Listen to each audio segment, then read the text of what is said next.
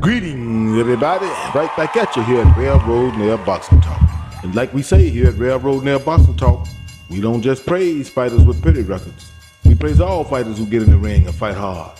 You could be 12-9, 16-8, or 13-10. If you out there knocking sweat off somebody's head, making the crowd want to come see you again, then your light will shine here at Railroad Nail Boxing Talk. What's up, boxing fans? Sergey Derevanychecho versus Jaime Mungua. Let's talk about it. I told you, boxing fans, I told you. I predicted a slugfest, and it was a slugfest. It was blood and guts.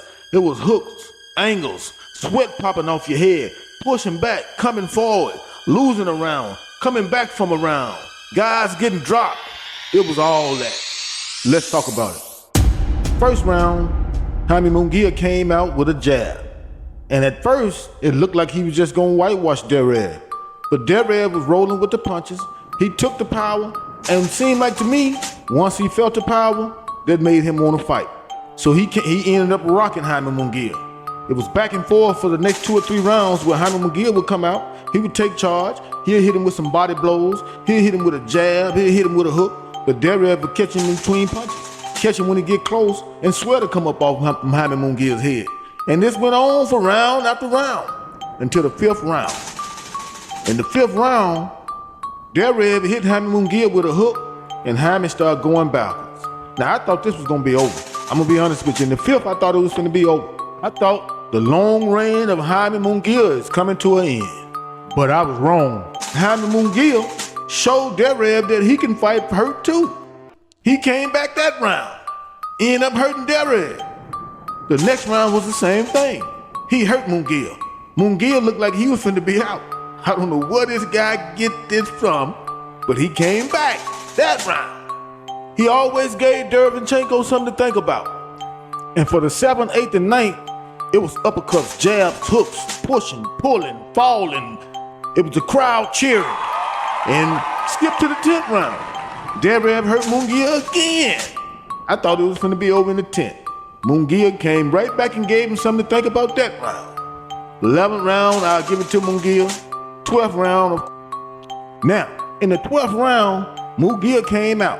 And when he came out, the whole crowd was on their feet. Everybody wondering, what's gonna happen? It's toe to toe.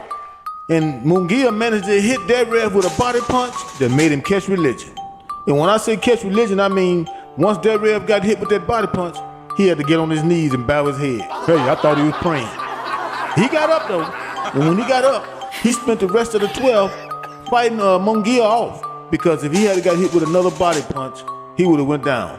But he's a vet, he lasted, he fought hard, Mungua went for the knockout, Mungua wins. Now, I gotta say this, I ain't mad at a draw, I ain't mad at Mungua winning. I can't take nothing away from Derev though. Because this guy, I mean, we don't know how good Mungua is unless it's this kind of guy. You gotta give him credit. I wanna see it again. I wanna see them again. I'm gonna be watching out to see where these guys fight at, because these guys put on a show. If you look in the crowd, you won't see nobody sitting after the 9th or 10th round. Everybody's up on their feet. These guys went head up. It was swing rounds, it was back and forth. Now, if you wanna talk points, I would have gave the fight to Derevanychecho. He did win on points. But I'm going to tell you something. For a man to get beat up most of the fight and come back and drop a man in the 12th, that shows the heart of a champion. I ain't mad at a draw. I want to see it again. I want to see the rematch. We got to have the rematch. I mean, I like Derevanychecho at first, but to me, he got a fan in me after this fight. Both of them do.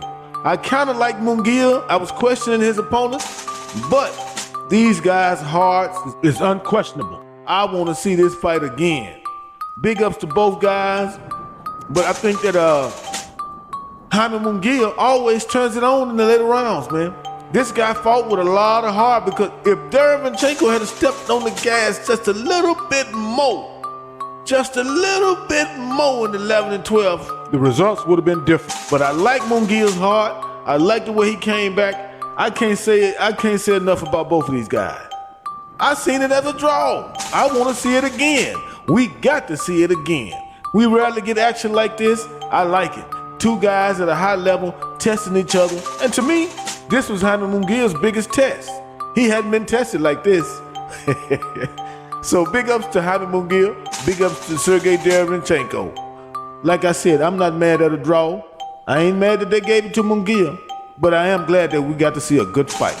And I hope we get to see a rematch. That's how we see it here at Railroad Nail Boxing Talk. I don't like to keep it too long because you don't know me that well, but you will. And like we say here at Railroad Nail Boxing Talk, we don't just praise fighters with pretty records. We praise all fighters who get in the ring and fight hard. You could be 25-7, 38-8, or 16-10. If you out there knocking sweat off somebody's head, making the crowd want to come see you again, then your light will shine here at Railroad Nail Boxing.